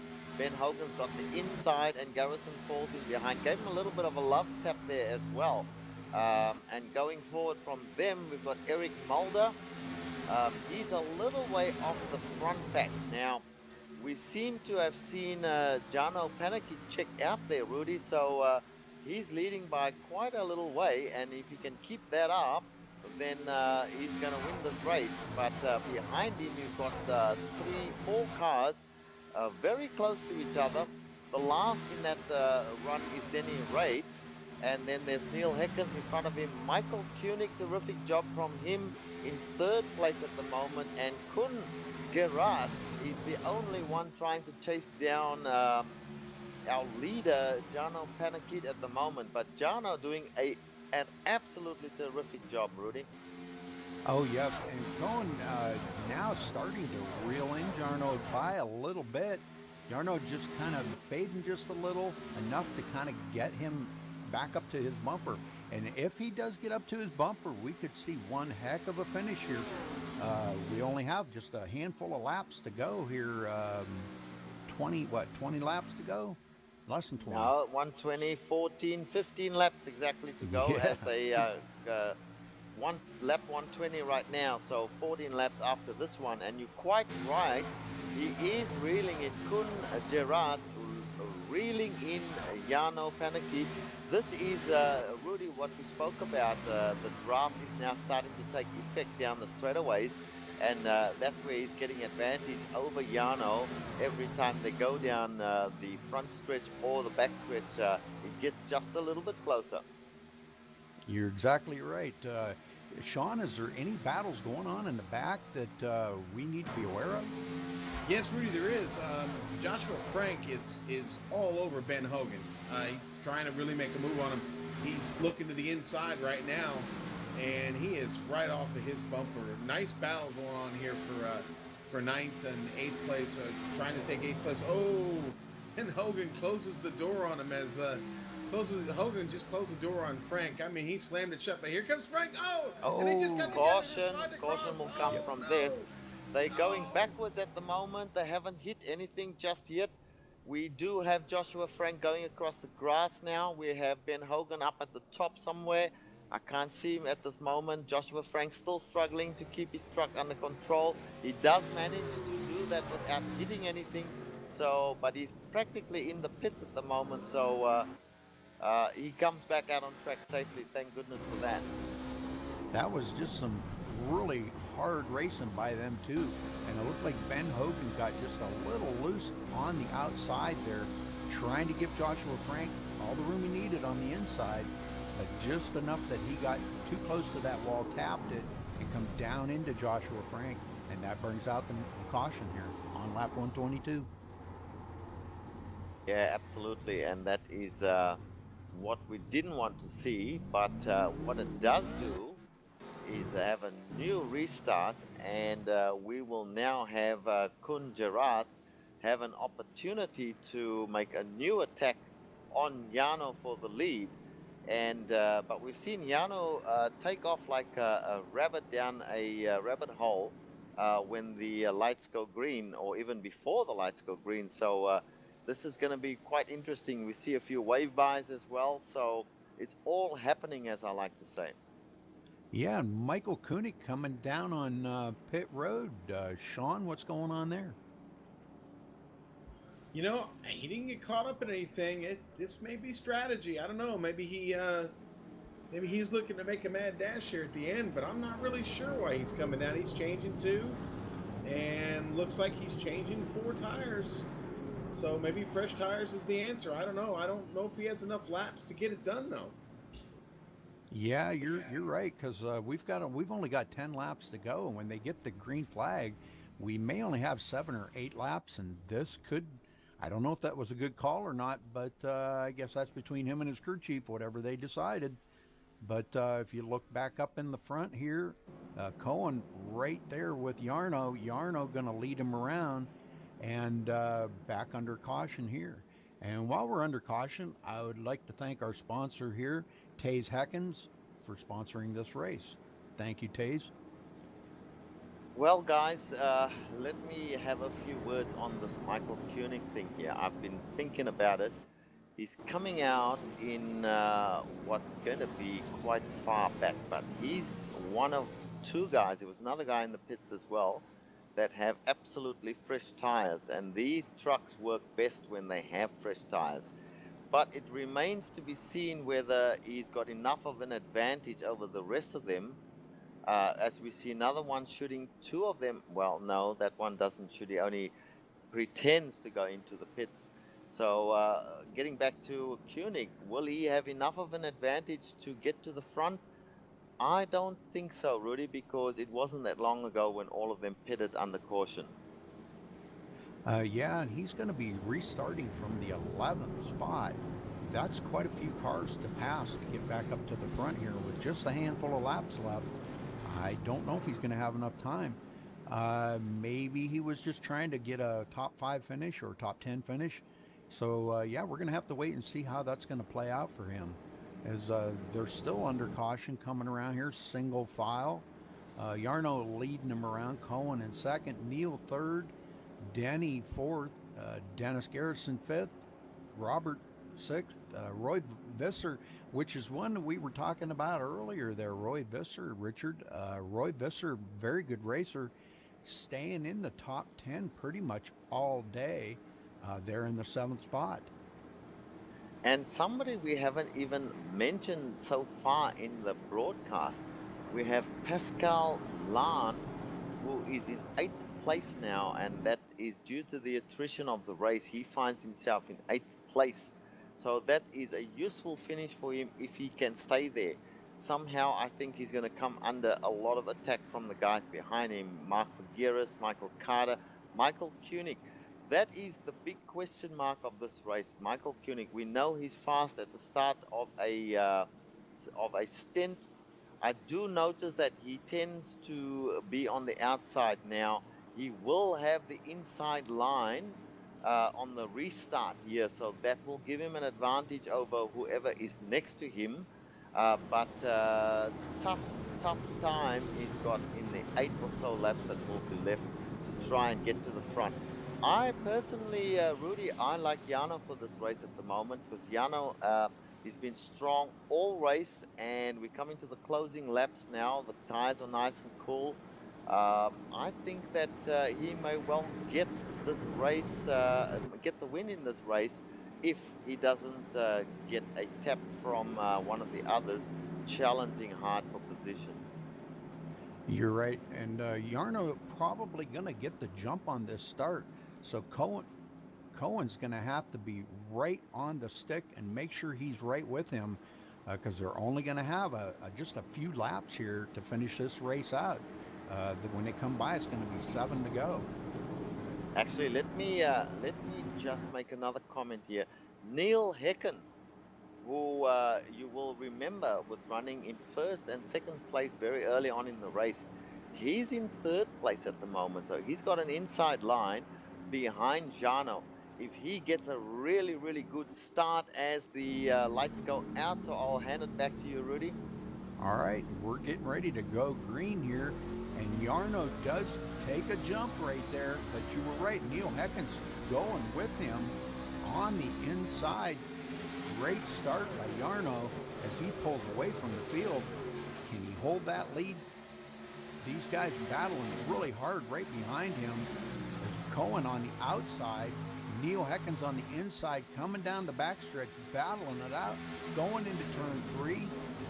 Oh, and Cohen slams the door on Neil as they come out of turn 4. Cohen going to stay out ahead of Neil.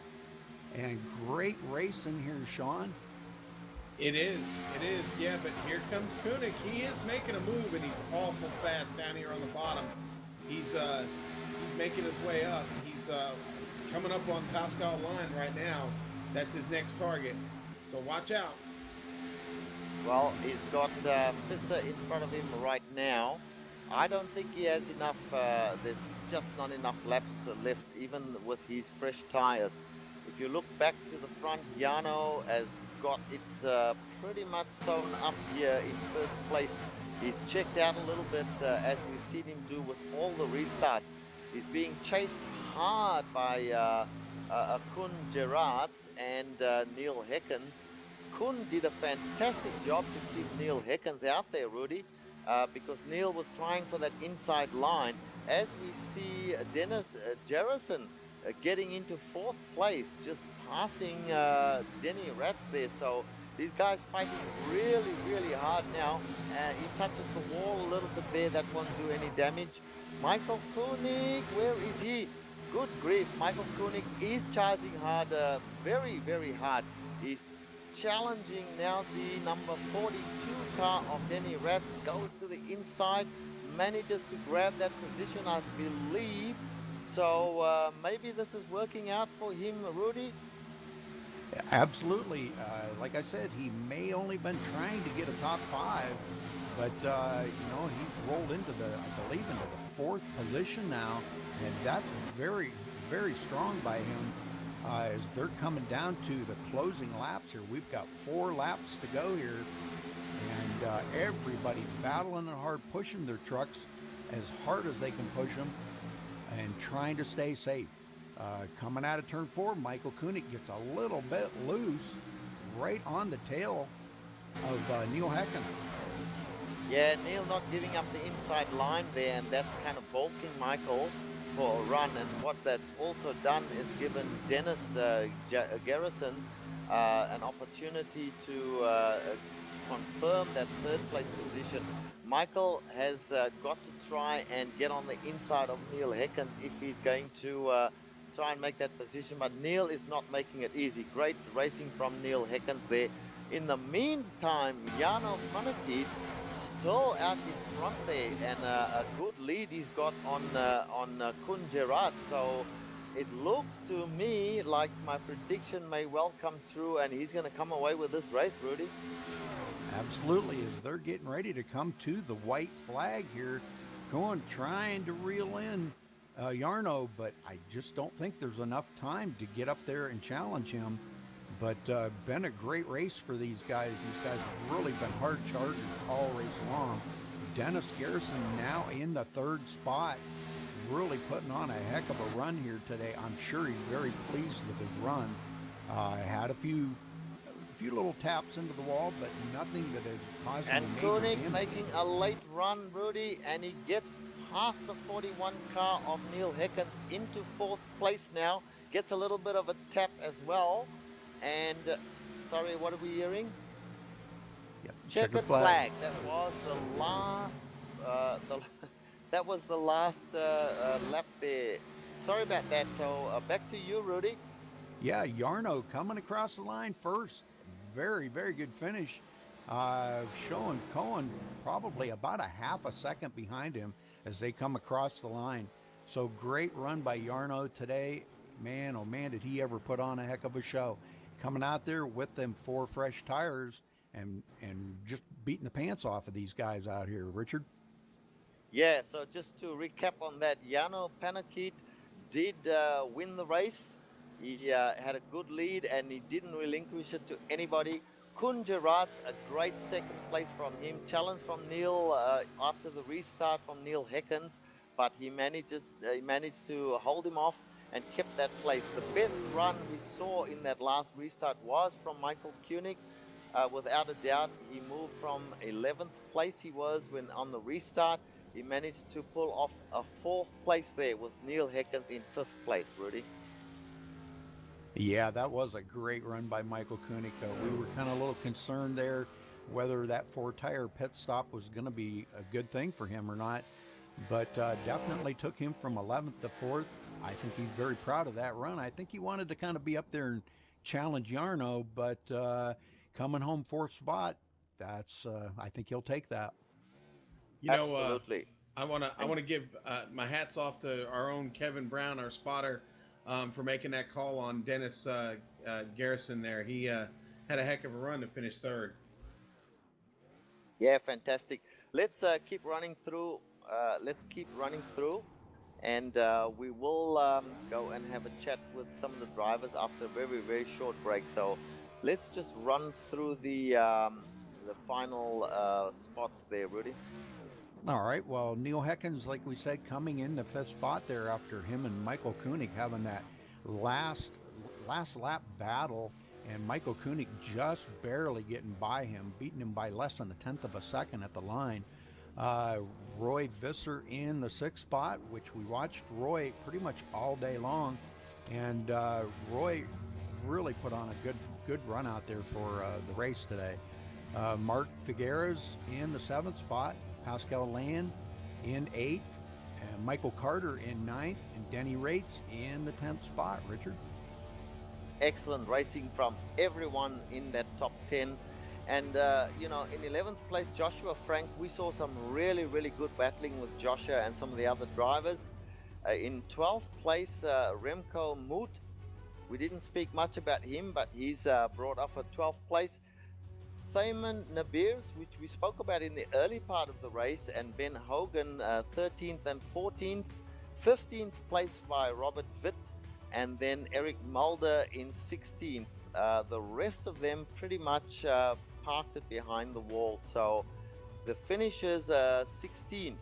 Now, I believe our director has lined up 1 or 2 people for us to speak to in the booth. So we'll take a very quick break and we'll come back and have a chat with some of these guys.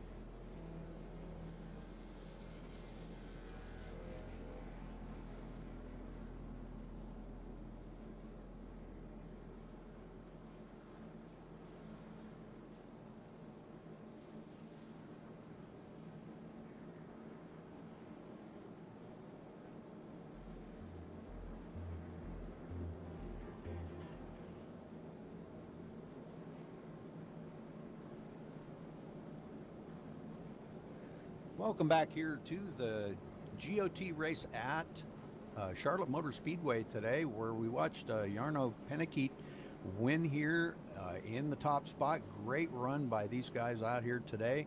And we've got, obviously we don't have him to interview, but we would like to congratulate him on our win. But we do have our third place driver here, Dennis Garrison. Welcome, Dennis. How are you today? I'm great finish, so very happy. Well, you put on a heck of a show out there today, Dennis. Tell us a little bit about how the racing was to you. Or, you know, how did the tires and the truck feel on the track for you? It felt pretty good, especially after the first 2-3 laps, when the tires got a bit more heat in them.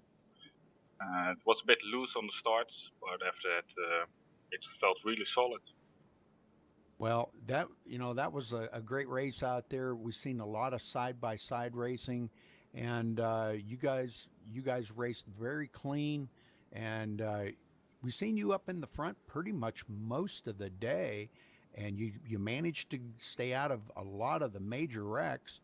And was it a little bit too many cautions for you, or did you feel like, you know, it was about average? About average. So, the starts are always pretty hectic, and after that we had a pretty long green run for some green flag pit stops. That's just the thing you can expect for this kind of racing. Not too bad. Well, it seemed like after, like you said, after 4 or 5 laps, you got a little heat in them tires, and they seemed to get pretty good bite coming off.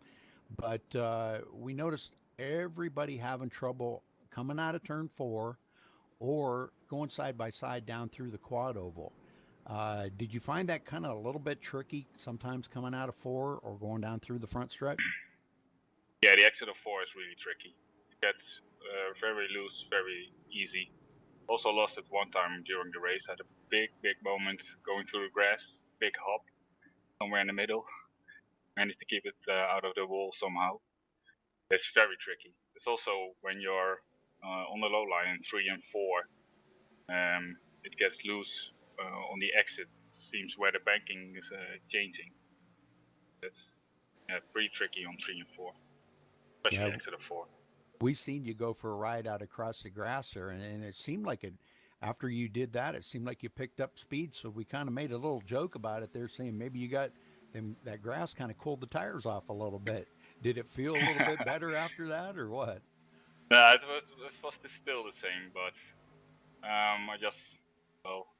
was running in first when that happened, and I got in the field about P10, I guess. I just was driving for the hell of it, just trying to gain as much positions as I could. Well, great job out there today, Dennis. Congratulations on your 3rd spot finish. You know, that was just some awesome racing, and coming back from that spin like that, you know, well, it wasn't really a spin, but you went for a ride out across the grass, like, you know, like that was, and good save on that. So congratulations anyhow on your 3rd spot. And you want to give a shout out to anybody? Just to the organization. They put a lot of time and effort in it, so want to thank them and everyone for racing pretty clean, I guess. Good race. Okay, well, thank you very much, Dennis, and congratulations again. John? Yes, and now it's time to interview our 2nd place finisher, Koen Gerards. How you doing, Koen? I'm fine. And how are you guys doing? Excellent. We really enjoyed watching you run today. That was a heck of a run for you, man. Yeah, I didn't quite expect that one. I hardly had time to practice, and I was expecting or hoping for a top 10 finish, but 2nd place is really a better spot than expected. Well, it looks like you turned almost 70 laps in practice prior to the race. I mean, you were able to get a pretty good feel for it, but you qualified 7th, and you put her on the podium there in 2nd. It's a really solid run. What was the biggest challenge for you out there today? Well, for me, it was actually getting into turn 1. I had a lot of times that I just didn't lift enough for the car to steer in properly. and also well, staying out of trouble. I've had on one occasion that you had the leader just flying through the air over the track and trying to avoid him without causing any more mess. And just staying out of trouble was the best part, actually. Yeah. And what about the tires? What do you think about the tires here at Charlotte? Were you a little surprised at how quickly they come in and then how quickly they go away? Well, on the when we had like I think it was like 25 laps to go or something, I was checking my fuel and I only had fuel for like 20 laps, so I wasn't gonna make it. And luckily for me, there was a caution, and I decided to change tires, and I think that Jarno didn't at that time. And actually, I messed up pretty much every restart that we had, but I was able to gain position back on him. And just as I was getting really close to him, then we got another caution, and after that, I messed up my restart again, and my tires were, well, they've had their best part yet, so I wasn't really able to catch him up again. Well, Kuhn, a really awesome run watching you out there today, and I congratulate you on your podium finish there in second. Time to drink the champagne and enjoy your evening, right? Yeah, will do. You want to Thanks. thank anybody? You have any sponsors you want to thank for the event? I just want to thank all the guys at God's Racing Crew. They're awesome to. They're a lot of fun to race with, helping everyone out with setups and stuff, especially Neil and Danny now for organizing this event. And I'd also like to thank my girlfriend Gitte for well, enduring my racing. Well, hey, thanks a lot. Really enjoyed having you here today, and hopefully we'll see you again soon. Okay, thanks. Bye.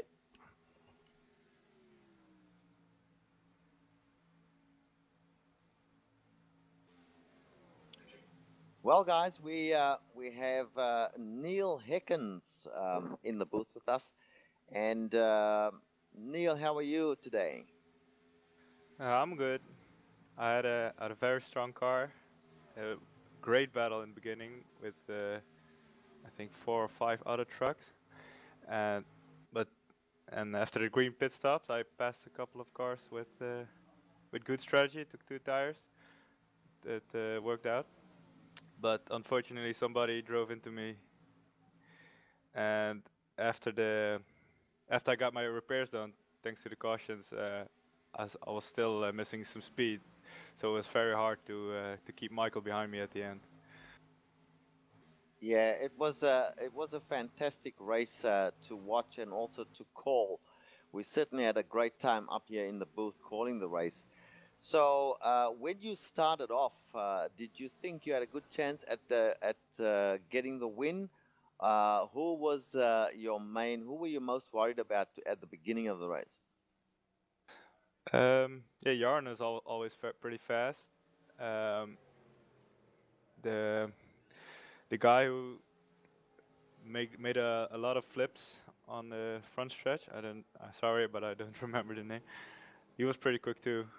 Um, and I thought if I could stay in front with just by strategy and try to stay cool, I had a good chance of winning. Yeah, right at the beginning of the race, it was yourself. There was Dalton Collins, and I think it was Jano was in there as well, Jano Panakit. And the other one that was in there with you guys was Roy Fizzer. And you guys were pretty much a 4-car pack leading everyone else by a good margin.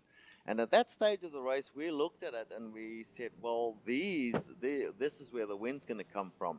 Well, it did, and it came from Jarno, but we did have high hopes that you, as one of the organizers of this race, would get up onto the podium. Not to be today, but I suppose, or I do hope that you're satisfied with the way things went for the race. Yeah, especially with the car I had after the crash. I was very happy that I came in fifth because I was I think 16, and then at the last caution I took 2 tires and started second again. So I was pretty happy with the finish. Yeah, well, it was a good finish, and that last lap battle there with Michael Koenig, and he just pipped you by less than a couple of thousandths of a second. So, great finish and a great race. Let's just talk for a moment about the organization of the race. Hard work to put on a race like this. Yeah, it's a lot of work. It's we try to keep it very the car track combination very pretty easy. So everybody could join, and it's not like Bristol very hard. And but no, everybody cooperated, so it was very nice, and everybody else made it easy for us. Excellent. Do you have any plans for more races of this type in the future? We don't know. I personally, I really hope so. So we'll see. Okay. Well, Neil, thank you for talking to us, and thank you also for putting on such a great event. A long race like this, endurance is exactly what I like to see a lot of. More on iRacing. So thank you very, very much for talking to us as well. And we'll see you out on the track somewhere. Back to you, Rudy. Okay, well, thank you again, Neil. That was a great event. We appreciate it very much. Let's move on here. Sean, tell us some of your thoughts about the race today. Yeah, I want to say, for one, I think it's great that we get to see some people from the international community really come together like this and have fun on a track here stateside, like Charlotte. Charlotte has a history of being a really, really fast track that presents many challenges. The dog leg coming out of 4 there, the speed into 1 that you carry. I mean, in a truck, you're going 185 miles an hour into turn 1, and all of a sudden you got to turn left to get through that banking. Really exciting, like I said, to see people from the international community really come together and drive so well, so fast, and have such an entertaining and really competitive race. Absolutely. Richard, what are your thoughts on the race today? How did you feel that the race went? Well, I enjoyed it thoroughly. Let's just put it that way. Great racing from a lot of good drivers. I think one of the interviewees put it pretty much the right way when he said that the cautions were about average for this length of race on this track. So I don't think we can complain too much about that. Good racing. Saw some really good challenges. I agree with Sean that it's great to see people not from somewhere in the deep south of of America racing these trucks, and we see some people from other countries and other communities doing that. I enjoyed it thoroughly. I really enjoyed calling the race as well. And back to you. All right. Well, thank you very much. And Kevin, do you have any thoughts on that? No, you guys have all summed it up pretty well. This was a good race to cover. I enjoyed the balance of yellow versus green, and there was good action all over. But I think that was a great race to broadcast. Okay, well, thank you very much, Kevin. Yeah, I'll just throw my quick 2 cents in here. I thought the race was amazing. The finish was just, Jarno pulling out with such a lead like that. And, the cautions is something that I kind of wanted to bring up about it real quick. The cautions is something that we look at each and every race at Charlotte. It's a hard track to pass on. You pretty much have to pass on the straightaways, not in the turns. The track is a little slick when you first start out with them fresh tires. You get some heat in them. We've seen some green flag pit stops by a few drivers, and I enjoyed that very much. So great racing by everybody out there today, and I'd like to thank them especially for the job that they did and putting on a good show. Good stuff. Well, Rudy, looks like we've come to the end of the broadcast, so will leave you to close it out.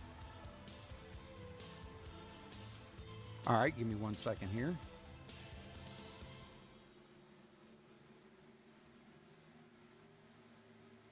All right. Well, I'd like to give special thanks to doggone it. Do you want me to help you out with that? Yeah, I've got some stuff going on here. I don't know what the heck's going on. I got stuff flipping everywhere. All right, I will I'm close sorry. it out for you.